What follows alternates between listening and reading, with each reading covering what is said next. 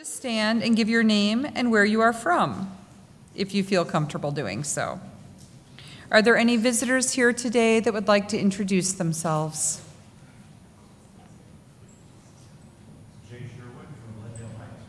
Welcome. Welcome. John Miller from Shoreham, New York, and my wife, Laura. Ooh, welcome.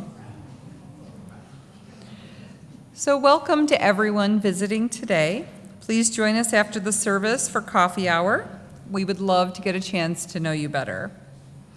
Our minister, Reverend Tom Capo, our Congregational Life Coordinator, Mary Law, and all of our members are eager to meet you. I and other board members will be present down during coffee hour to say hello to you this morning. Several of us will also be available up in the Founders Room if anyone would like to grab their coffee and have conversation with us. Our service can be heard outside the glass doors at the back of the sanctuary should anyone feel the need to leave the service for any reason. There are chairs provided out back for your convenience. As we begin our service today, please remember to silence all electronic devices. And on a completely different note, I want to thank everybody who came to the auction last night. It was very successful, so thanks to all of you, because you really made it that. There are a few spots left open in parties if you want to stop down in Creeves Hall afterwards and see if there's anything you missed.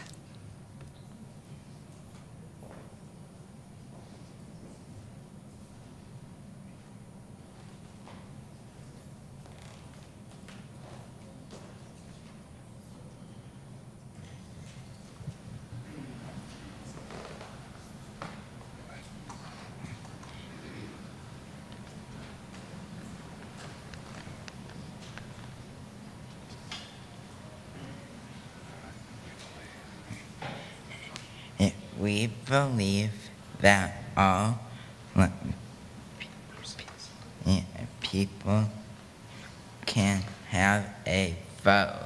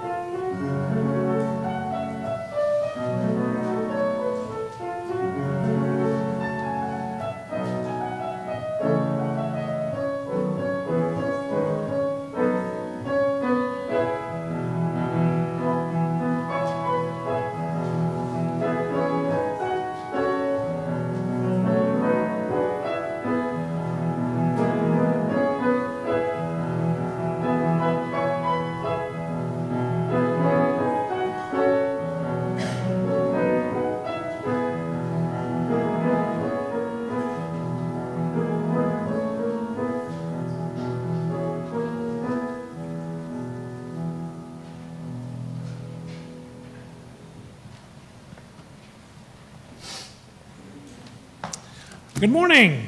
Good morning. You know, it's pouring down rain for the first service, so y'all are really lucky. It's not raining at the moment anyway. I'm Reverend Tom Capo, and I'm the minister here at DuPage Unitarian Universalist Church, and welcome all those who are watching us on YouTube today. This month, we'll begin to explore the idea of being a people connected by memory. In the past couple of months, Steve Cooper, our Director of Religious Education, and I have kicked off these monthly themes by exploring a variety of ideas related to the theme. But today we decided to do something a little different. You know, Tuesday, what's happening Tuesday? Election, right, okay. So we decided to explore the idea of exploring our authentic history. As English historian, politician, and writer John Emmerich Edward Dauberg Acton, there's a lot of names, wrote, "History is not a burden on the memory but an illumination of the soul. So let's begin the journey back, considering history, its impact on us, and how it just might illuminate our souls. So I invite you now to rise in body or spirit, and let's sing together, "Here We Are Gathered." It's in the gray hymnal, number 360, and the words will be projected.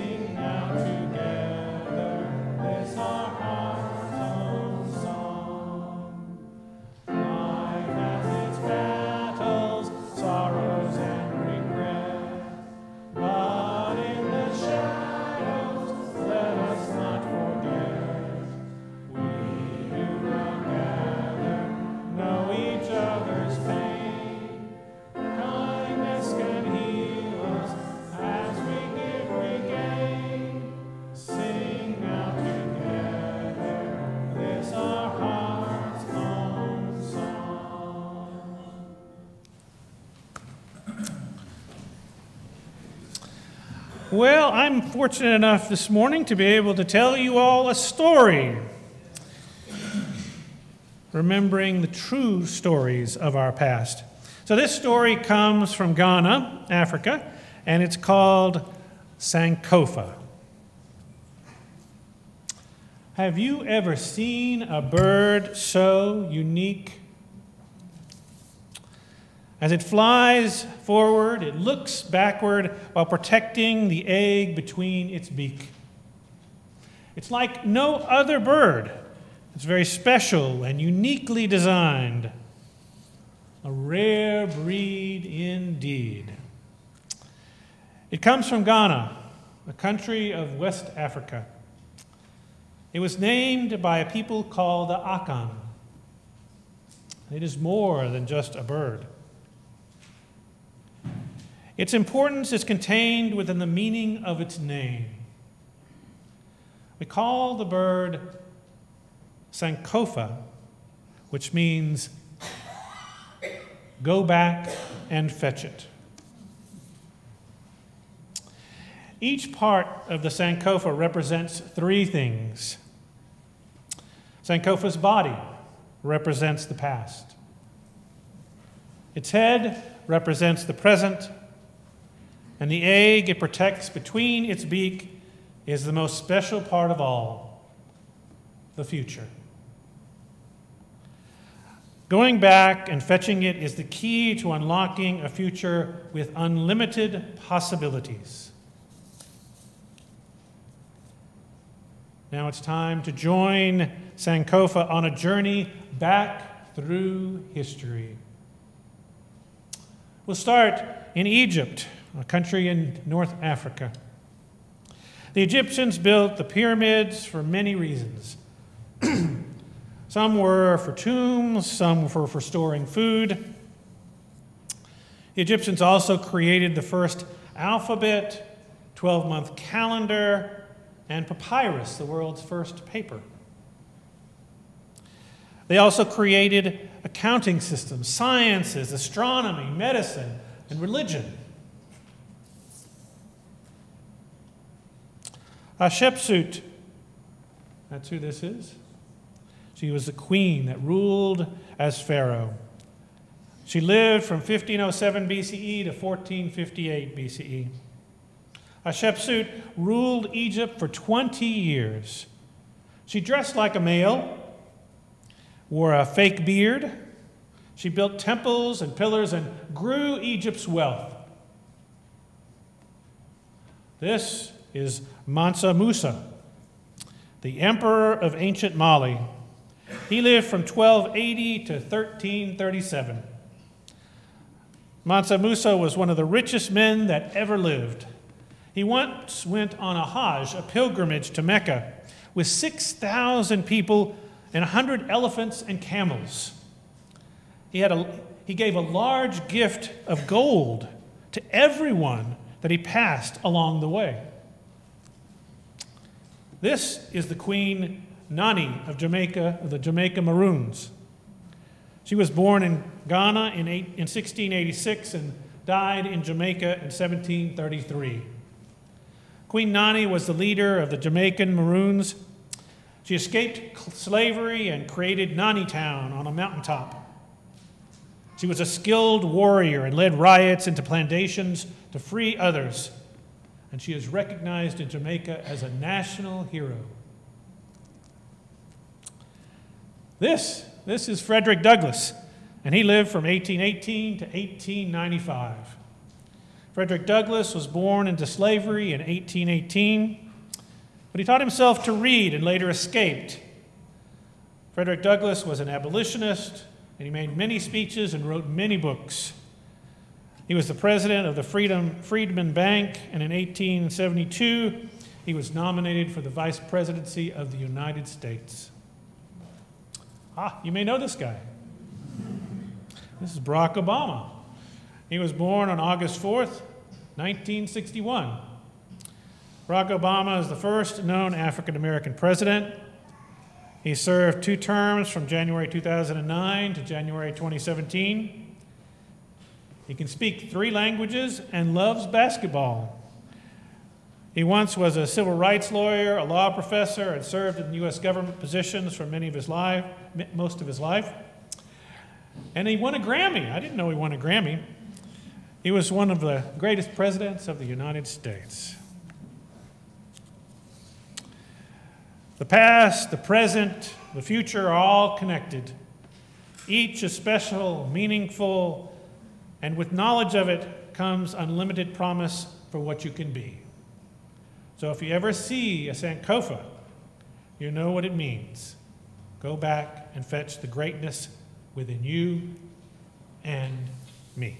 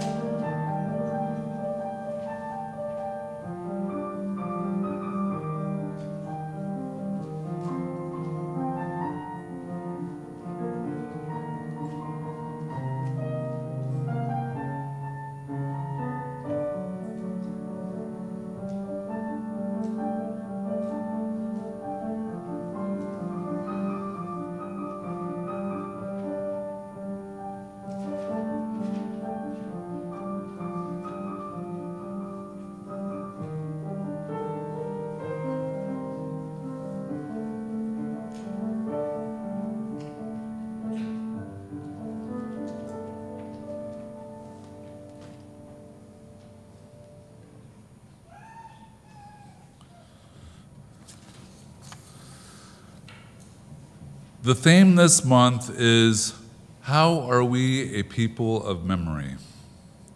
And memory means remembering. How and what we remember. So today we look at this picture, which is a West African Sankofa symbol, and it is a goose with its feet planted forward and its head facing backwards. It means go back and get it to many West African peoples. Each symbol has a special meaning, and Sankofa is also used by some African American people to symbolize the importance of going back and telling and the missing stories of African American people so that we can move into a better future. There's a special library in Chicago at the Meadville Lombard Theological Seminary where UU ministers can go to study. The library is called the Sankofa Special Collection, and it is about stories of UU African Americans and other people of color. To be a people of memory is to find the stories that haven't been told and to tell them and understand them. I want to introduce another African concept. Many African societies divide humans into three categories. The first is those still alive here on earth.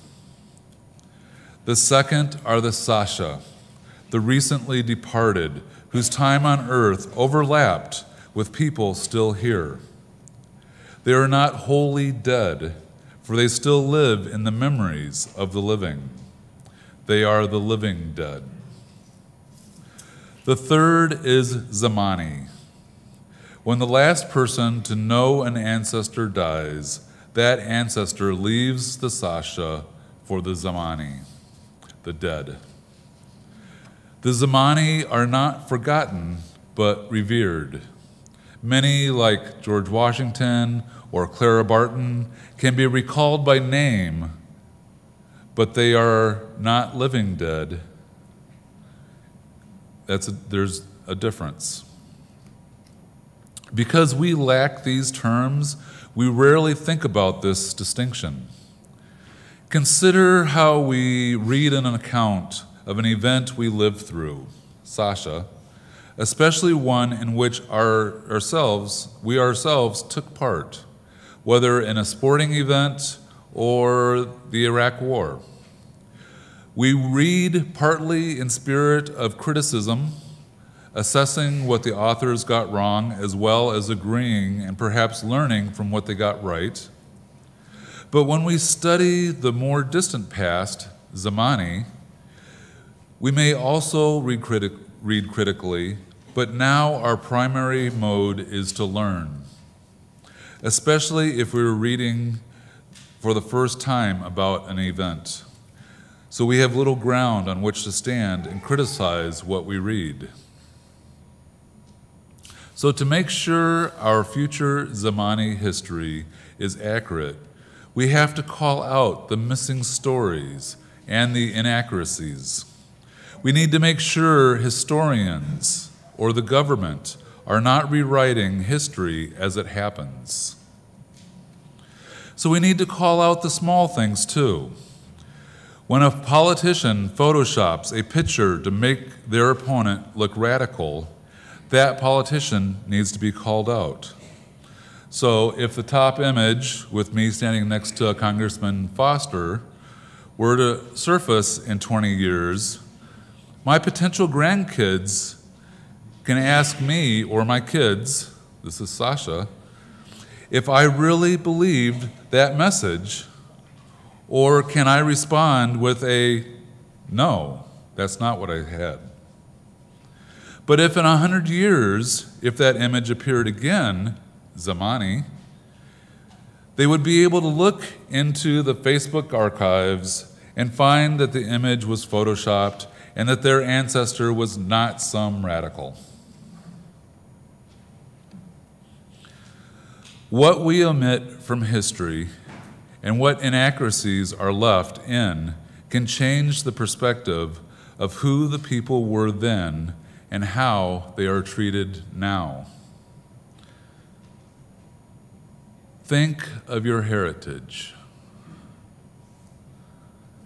What ethnic group do you and your ancestors belong to? What identifies who you are? What histories are there out there about your ancestors? What stories were never told? If you were to incorporate a word or a symbol to describe who you are, what would it be or look like?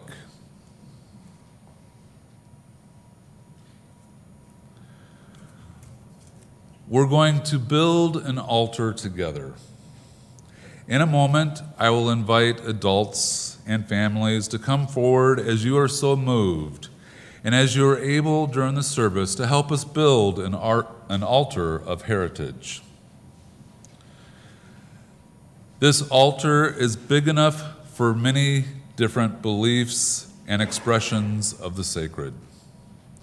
I'll invite you to come forward and help make a mandala, a picture of the universe. You can make a mark, a shape, or words with sand as a way of expressing who you are. I also have a container of seashells if you would like to add some accent to the mandala. So do not be afraid to allow your marks to cross over onto your neighbors, because we all share this space. But don't erase what has already been done. So I'd like to invite you to start coming forward during the next hymn as you are so moved, and we may build this altar together. You will have the whole rest of the service to complete this altar. So please rise in body or spirit, and let us sing hymn number 1003 in the Teal Hymnal. Where do we come from? Bonnie, let's do it twice. Yep.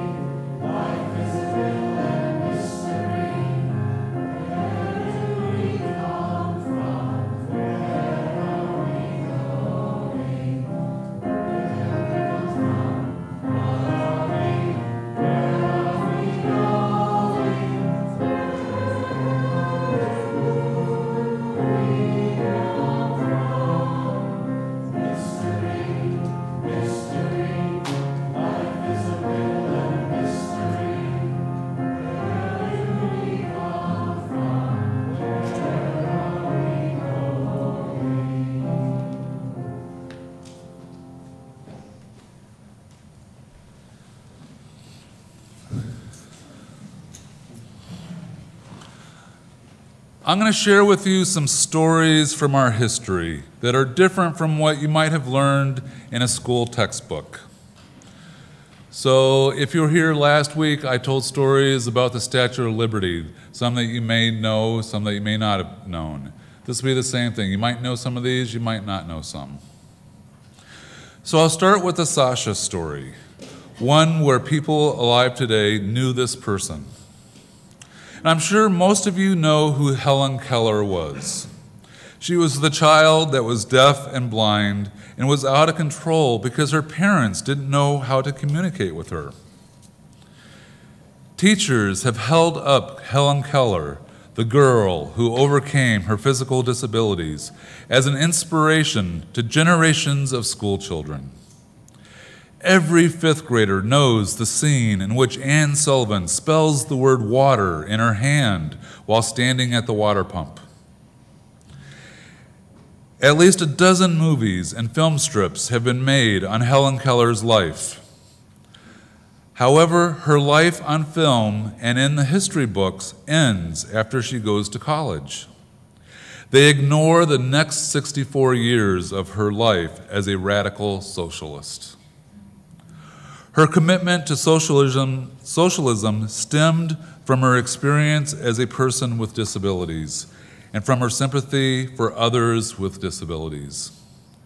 She realized that disabilities were not randomly distributed throughout the population, but was concentrated in the lower class. In 1492, Columbus sailed the ocean blue. In 1493, Columbus stole all he could see. So the textbook history of Christopher Columbus, which is a Zamani story, because no one has a direct connection to it, fails to mention that the Americas were inhabited by millions of people already, and it underplayed previous explorers that go further back than 1,000 years. People from other continents had reached the Americas many times before 1492. So in a sense, Columbus's voyage was not the first, but the last discovery of the Americas. But it created a new era because of the way in which Europe responded. His journey kicked off centuries of exploration and exploitation on the American continents. The consequences of his explorations were severe to the native populations of the areas that he and the conquistadors conquered.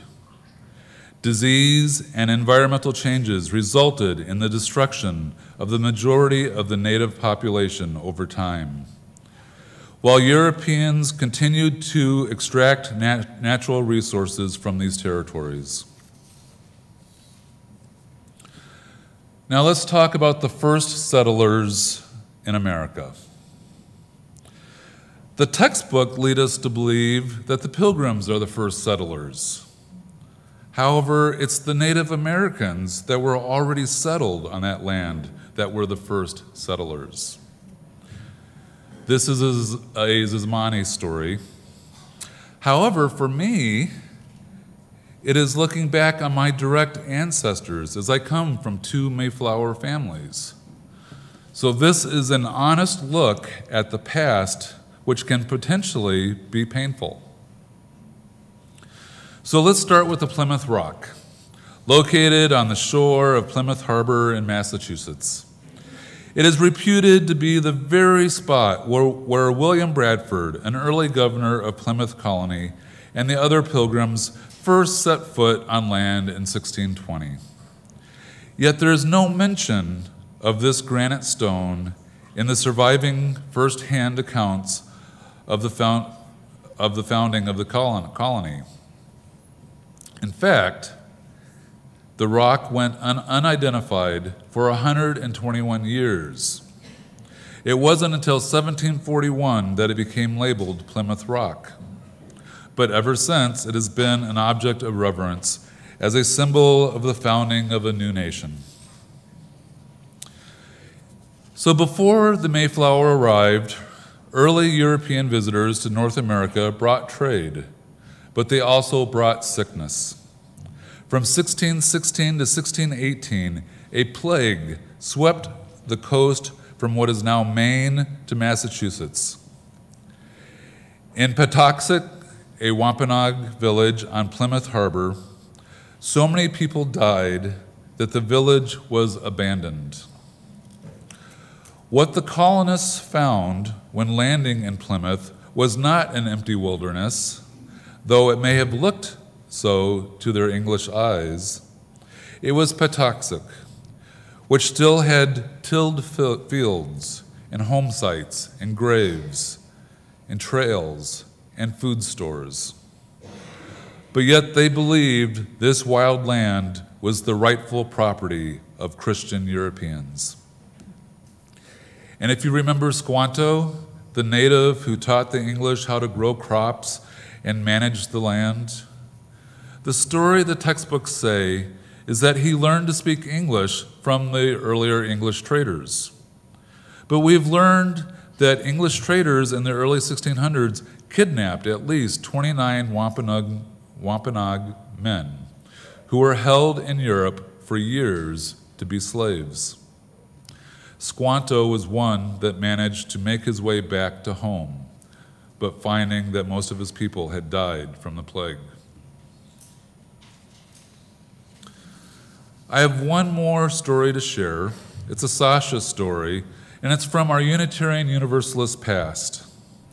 And one of the ways our religion is embodying Sankofa is to go back and do an honest, even painful retelling of our UU history. So this story is one that's actually told in our religious education classes to the youth. So Joseph Jourdan was born in Virginia in 1842, when slavery was still legal. Joseph had been born free in a small community on the Elizabeth River. He learned to read and write, and at a young age, he began to work on the river, harvesting oysters alongside the men. At the age of 21, he married Indiana Brown, and they had 3 children and built a new life together. The Civil War had ended by now, and slavery was gone, and many people also needed to build new lives. Joseph worked hard. He bought land and built more houses, which he rented to other families. But even though people could no longer be bought and sold, true freedom had not yet arrived for African Americans. The laws were unfair, and it was hard for African Americans to find places to live, or good jobs, or schools of any kind. Joseph soon became a Baptist minister. And when he preached on Sundays, he sometimes spoke of the sins of the white oppressors and how God would surely punish them by sending them to burn in hell for all eternity. But then a friend gave Joseph a book, The Plain Guide to Universalism. And he read of God's promise of salvation to all, the powerless and the powerful, the oppressed and the oppressors alike. Universalism said that everyone, no matter who they were and what they had done, was a child of God. And Joseph also knew that Jesus had said, "Love your enemies and pray for those who persecute you." So Joseph stopped preaching a message of vengeance, and he began preaching a message of respect and love. Joseph wanted to learn more about the Universalist faith, so he went to Philadelphia to study with a Universalist minister at a Universalist church. And the people treated him as a person instead of a thing, as someone worthy of respect. And the 7 members of the Universalist Ordaining Council gave him a unanimous recommendation. And on the 31st of March, 1889, Joseph Jourdan officially became a Universalist minister, the first African American to be ordained by the Universalist denomination. So Joseph returned back to Norfolk and opened the first Universalist church in a rented room. He built the pulpit with his own hands, and the congregation grew quickly, and with the help of donations from other Universalist churches, the Universalists in Virginia soon built new meeting houses and schools. Dozens of African American children came to learn, and there were few other schools because there are few other schools available to them. And Joseph knew that education was vital and would help provide people with lives of dignity and purpose. Joseph worked every day, teaching during the week and preaching on Sundays, sharing the universalist message of God's love for everyone. It's a nice story, right? It's not the whole story. So even in the curricula that we teach, we leave out the whole story. So the part that we're missing is that in 1892, Joseph, he wanted to found a Universalist theological school to train African American ministers. So he went to the denomination and asked if he could get support. And along the way, he stopped at other Universalist churches. He needed $6,000. He got about $1,500. So to put this in perspective, in 1890, Universalists began their mission in Japan. And in contrast to the reluctance to fund a theological school for coloreds, they contributed $6,000 per year to the Japanese mission, and up to $275,000 at one point. So the sad tale points out the systemic racism which existed in Universalists and Unitarian denominations. What would we be like now if there had been black Universalist preachers preaching about God's enduring love? What would our music be like if black UU preachers sang with their congregations about freedom?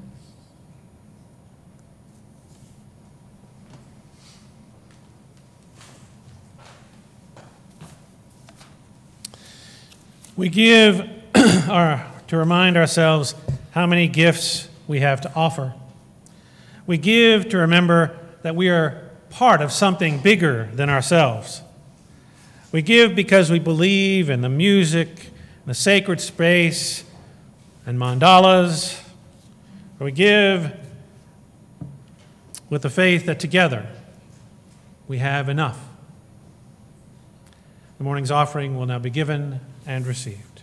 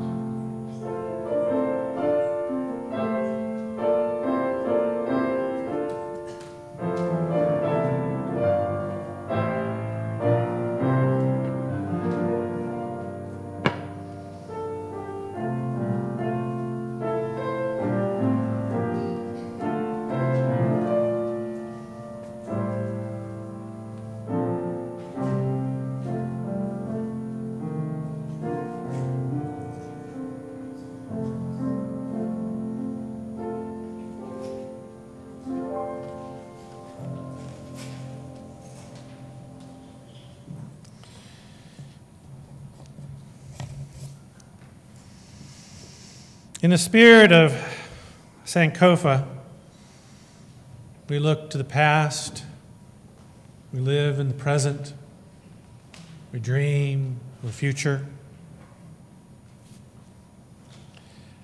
It is important for us to look to the past. There are many things for us to learn. On Friday, after thinking about the Sankofa, I came across an opinion letter in the New York Times. It was written by a gentleman by the name of Andrew DeBanco. Andrew writes, "Like many Americans, I've been following the events on the southern border. The separation of children from their parents, the denigration of non-white migrants as criminals, terrorists, animals, denying birthright citizenship to children, sending federal troops to intervene with a group of dwindling, frantic, desperate refugees. To my ears, it all sounded eerily familiar.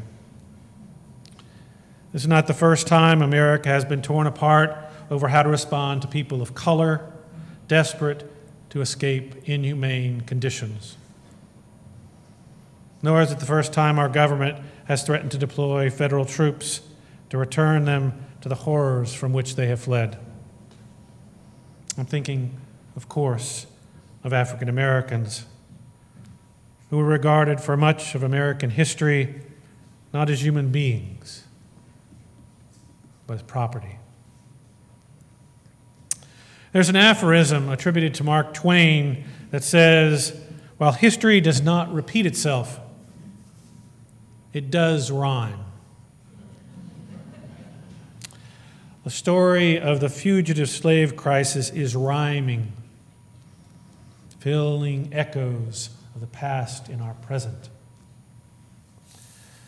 Blacks feared the sight of law enforcement, and for large sectors of the public, the legitimacy of Congress and the courts had collapsed.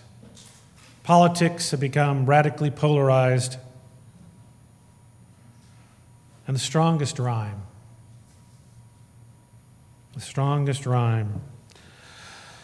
was how fugitive slaves were treated in the 19th century and illegal immigrants are treated today. Inflicted by a society that's treating them as non-persons. People demeaned in this way forced Americans then, and force us now to confront the central question of our history. Who is or isn't recognized as fully human? Our Declaration of Independence was supposed to answer that question.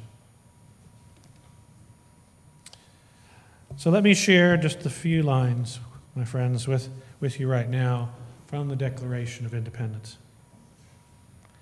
We hold these truths to be self-evident, that all men are created equal, that they are endowed by their Creator with certain unalienable rights, that among those are life, liberty, and the pursuit of happiness.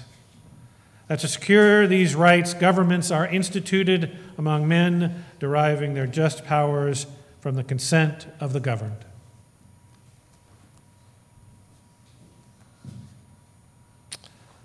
Looking at our history and looking at today, it is unfortunate that these truths have not been so self-evident in our country.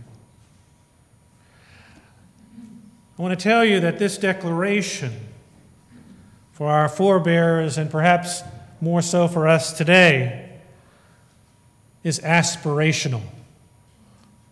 That we are called to create a vision of what we hope for this country and how we want to be in relationship with each other as citizens. In our past, these aspirations have about great stories, factual stories, inspirational stories, like the civil rights movements and all the stories with Martin Luther King, so many others. And the fight for the right of women to vote, so many stories. These all affirming the progress that's been made toward those aspirations in our Declaration of Independence. But there are also other stories in our country, stories that are not so true. Like the founding fathers were Christians, and the light bulb and the car were invented in the United States. These kinds of stories affirm a certain particular group's view of our country and overinflate pride in our country, making people say things like, our country has been great and will be great again. From those many stories that float around us in this country arise certain national myths, like the United States offers more economic opportunity than any other nation on earth. Everything that has been world-changing was invented in the United States. The United States is a melting pot where everyone who wants to can become a citizen. The United States is a Christian nation.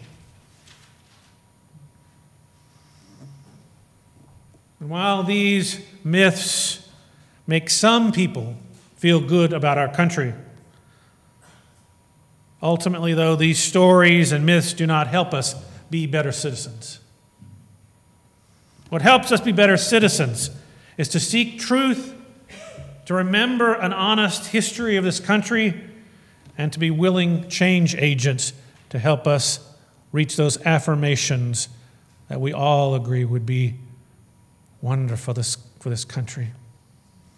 Our forefathers, forebears, believed in these affirmations, these aspirations. This country is a place where you can find, this congregation, this country too, some places, but this congregation is a place where you can find support for truth and meaning. And we always think about truth and meaning as being like spiritual and ethical truth and meaning, but I want to say truth and meaning in general. Here we can come together and explore ideas, share history, share stories and myths. And together we can consider, are these things true? Are these stories worthy? What are the meaning of these stories, myths for us? How do they make us better citizens? Here we can reflect on our shared history as a country, and when it is repeating, or if not repeating, at least rhyming. Here we can talk about things, support one another as we go back out into the world and share something of what we know to be the truth about this country and what it is to be an engaged citizen. We can talk to people about what we know, the more complete history of our country, the complex history, and the forebears who had complex motivations, who had fears, who had failures and successes. We can share how history can, will, and does often repeat itself, and how sometimes when it repeats itself, it can be very harmful, and we need to step in and do something.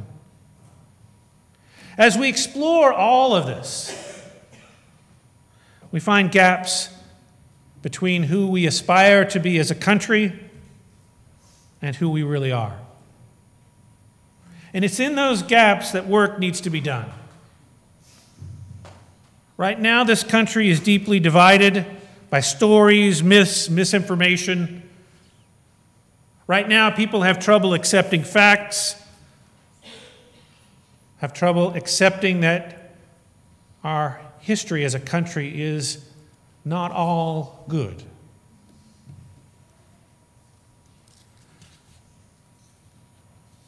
And have trouble accepting that people in this country all have unalienable rights. Our country needs us, Unitarian Universalists, people in this congregation, the fact-checkers, the myth-busters, the seekers and visionaries, the hopers and the dreamers for this country. My friends, here in this sanctuary, we can explore our memories and explore what it means to be a fully engaged citizen, not necessarily of the greatest country in the world, but of our country, a country dearly loved by us with all of its flaws. And together we can support one another to be more engaged citizens. Voting, lobbying, writing letters, keeping informed of what's going on in the here and now in our country, confronting misinformation, myths, historical inaccuracies, and walking beside those citizens, those people in our country who are treated not as people, but as objects, so they do not feel alone. Parker Palmer is a writer, speaker. He writes, "Full engagement in the movement called democracy requires no less than full engagement in the living of our lives. We carry the past with us, so we must understand its legacy of both deep darkness as well as strong light. We can see the future only in our imagination, so we must continue to dream of freedom, of peace, justice for everyone. Meanwhile, we live in the present moment. It is a moment in which it often seems that nothing we do will make a difference. And yet, so much depends on us.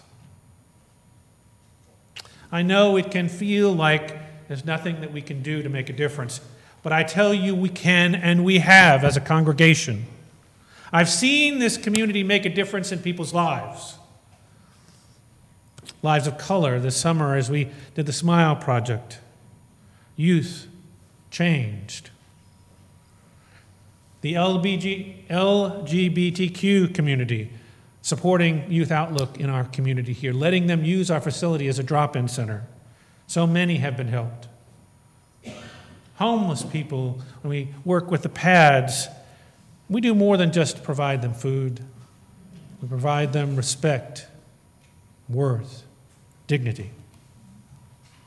There's so many other causes, so many other things that people are doing here in this community to make a difference.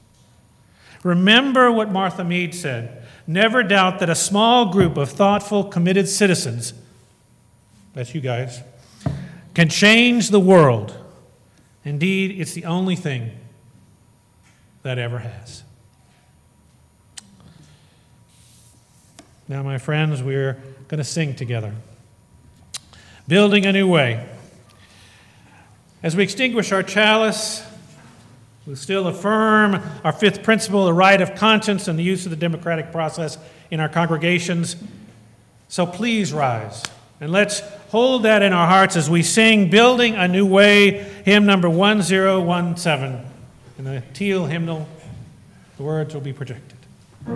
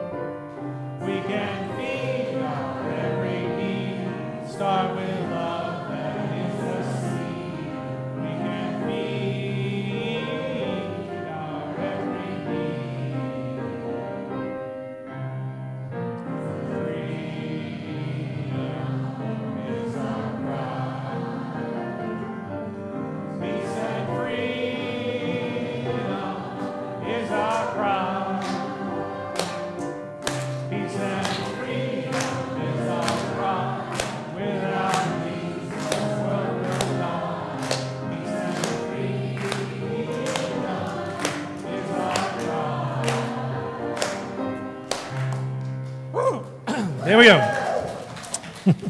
Please be seated. I have some closing words, but they're a little long for you all to have to stand through. So what's Tuesday?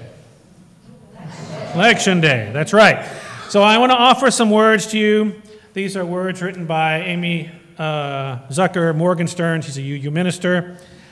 And it's a prayer for you to go back out into the world and exercise your responsibility as fully engaged citizens. On the sacred day of choosing, with gratitude to those who entrusted us with this honored task, who struggled and suffered that we might have the power to choose, may we choose well. May we choose love over fear, wisdom over cleverness, courage over cowardice, life over death, kindness over callousness, and faith over cynicism. May we know that we choose not just for today, but for many generations to come. May we know that we decide not only for ourselves and our own, but on the behalf of the earth, its people and creatures, its land and waters in which we dwell. We seek the humility to know our own shortcomings and uncertainty, even as we accept this responsibility to decide the fate of others. May we weigh our choices with full awareness of how precious it is what we hold in our hands. May we choose as leaders, when we choose our leaders, who strive for justice, love mercy, and walk humbly. And grateful for all our differences, that we find in each other qualities of worth and dignity, trust and respect. Go forth, my friends, and choose well. I invite you to stand, turn around, and greet one another. Let us share the love of this community.